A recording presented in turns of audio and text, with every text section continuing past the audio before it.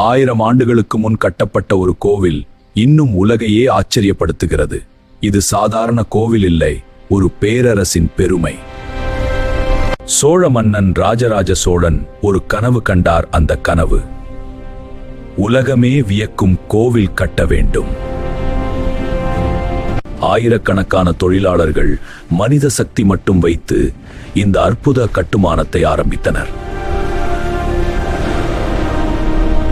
அதிசயம் என்ன தெரியுமா? இந்த கோவில் முழுவதும் கிரானைட் கற்களால் கட்டப்பட்டது. ஆனால் அந்த பகுதியில் அந்த கல் கிடையாது. 216 அடி உயரத்தில் எழுந்த விமானம். அந்த காலத்தில் இது ஒரு இன்ஜினியரிங் மிராக்கிள்.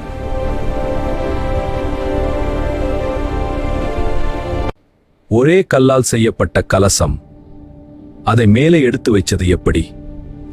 இன்று கூட அது ஒரு மர்மம்.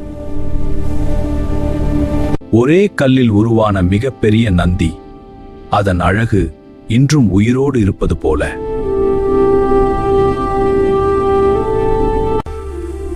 இது ஒரு கட்டிடம் மட்டுமில்ல, இது பக்தியும் ஆன்மீகமும் கலந்த ஒரு உலகம். இந்த அற்புதத்தை உலகமே பாராட்டியது. யுனெஸ்கோ இதை உலக பாரம்பரியமாக அறிவித்தது.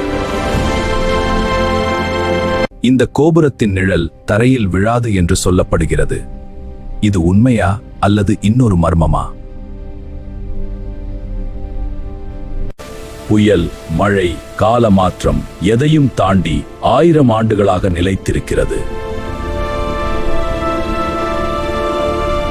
இந்த கோவிலின் பின்னால் ஆயிரக்கணக்கான மனிதர்களின் உழைப்பு. அவர்கள் கட்டியது ஒரு கோவில் இல்லை, ஒரு வரலாறு. இன்னும் பல வரலாற்று உண்மைகள் தெரிந்து கொள்ள நெக்சன் அட்வென்ச்சர் சேனலை சப்ஸ்கிரைப் செய்யுங்கள்.